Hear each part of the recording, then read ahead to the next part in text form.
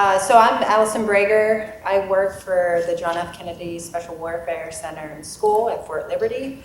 My background is in neurobiology. I've been a neurobiologist for about 15 years. I also had the opportunity through the Army to be a professional athlete in the sport of CrossFit.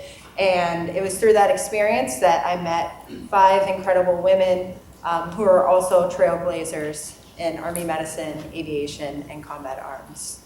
So I'm going to spend the next 15 minutes talking about this phenomenon that we came up with about 6 months ago and have since published on. And it's called the metabolic pink tax.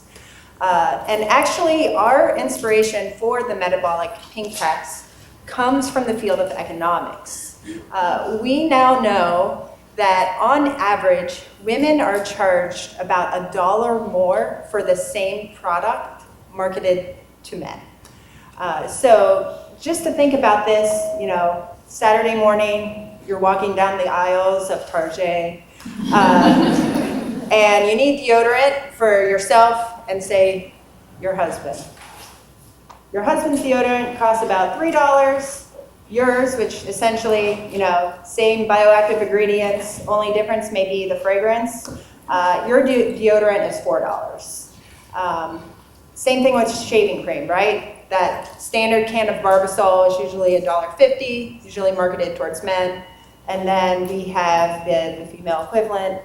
That's usually about $3. And so that was really what we used to develop this idea of a metabolic pink tax, which is sort of figuring out what is the delta in terms of how much more work women have to expend from the perspective of pure energy expenditure in order to accomplish the same task as their male counterpart. Now, in developing this concept, we focus specifically on a very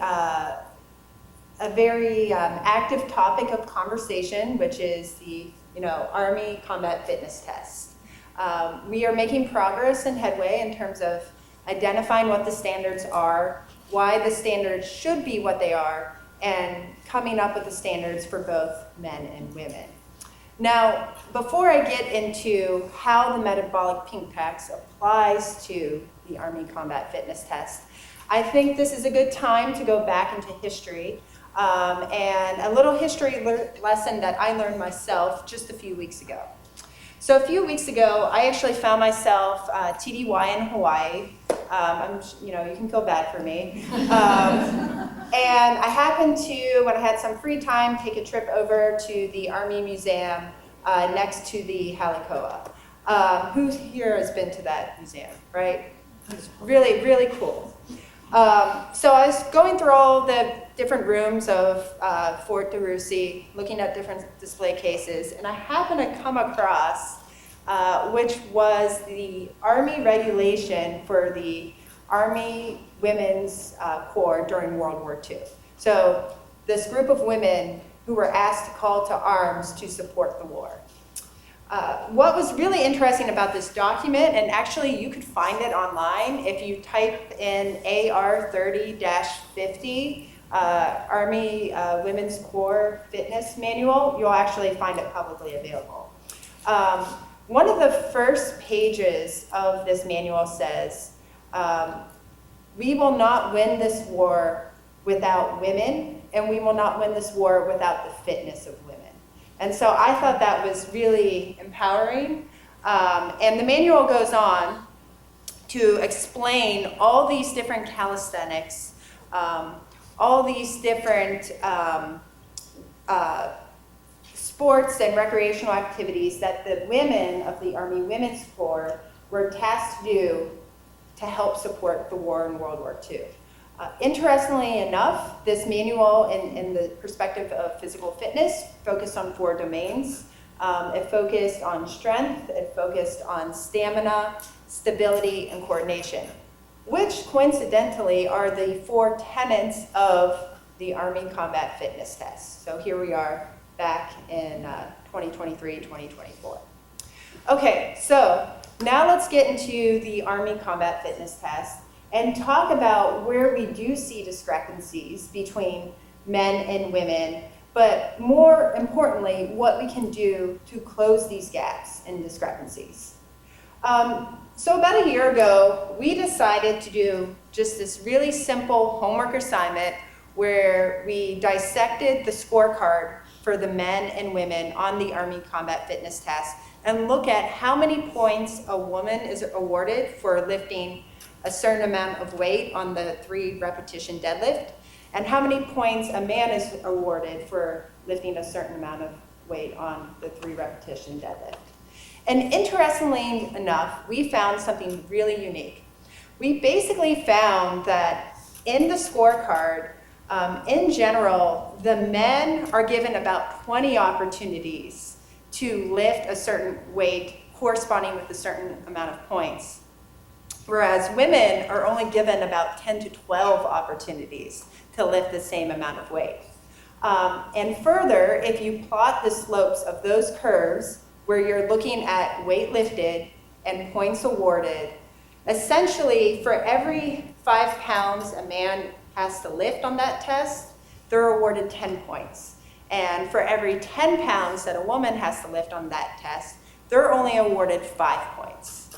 So that is one discrepancy we found right there. And again, this is just simply taking the scorecard and visualizing it from a data perspective. The second test that we were interested in from the metabolic pink text is the sprint drag carry, which is of course everyone's favorite 3 or 4 minutes for those of you who have done the Army Combat Fitness Test. Pound for pound, one of the things to think about with this test is the average weight of a male soldier versus a female soldier. On average, female soldiers weigh about 20 pounds less than your average male soldier, but when you think about the weight loads that have to be dragged or carried on the sprint drag carry, it's the same for men and women. So essentially, women have to exhaust more energy, recruitment of more muscle fibers, and exude more strength in order to complete the task in the same amount of time. Okay, so those were the only 2 tests that I wanted to focus on within the metabolic pink text. But I do want to talk about implementation strategies that you can leverage in order to close these gaps. And this is actually work that we have done prior.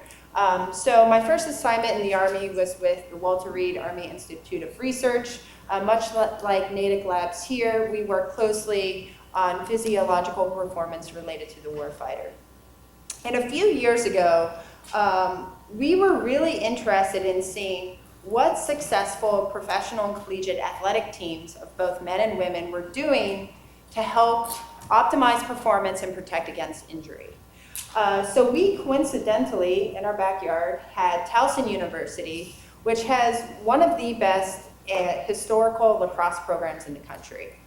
And so we worked with Towson University and their lacrosse programs to identify how their strength coaches trained men and women, what those differences were, and why, at the end of the day, both of these teams were national champions, both the men's and women's teams, and the fact that they were national champions with having minimal injuries within their formation. So one of the things we found that was really interesting working with the men's and women's teams of Towson University is that they understood the physiological differences between men and women when it comes to strength. So in general, when men are asked to lift a certain load and to be on a training program to build strength and reps over time, they can continue to increase throughout the weeks of training and then hit a period of max effort, where their max effort is about 95% to 100%. Women, on the other hand, we are actually, because we're essentially the ultimate endurance athlete, we are very good at working up to about 80 to 85%, and then maintaining that over a period of a significantly long time in a way that a man cannot do. Sorry guys. we found this really interesting that that's how Towson University was training their men and their women. And that was the recipe behind their success in their national championships. So flashback to the Army Combat Fitness Test. This is an initiative that actually the Army Surgeon General's office took on a few years ago because they were trying to, again, close the gap between making sure that pass rates of women on the ACFT were just as high as men on the ACFT. And one of the things that the Army Surgeon General's office found is that, yes, women are completely capable, and in fact more capable of passing the ACFT at the same rate as their male counterpart. They just had to focus on a dedicated training program a little bit longer to get to that point. So with about 4 to 5 months of additional dedicated training, a female could match her male counterpart pound for pound on certain tasks of the ACFT with that training domain. So I'll wrap up by saying, you know, we are at the forefront of being able to be revolutionary in how we train women and to increase the amount of women that are in combat arms roles and fulfill more warfighting capabilities within the Army. We just have to be more strategic about it, but we got it.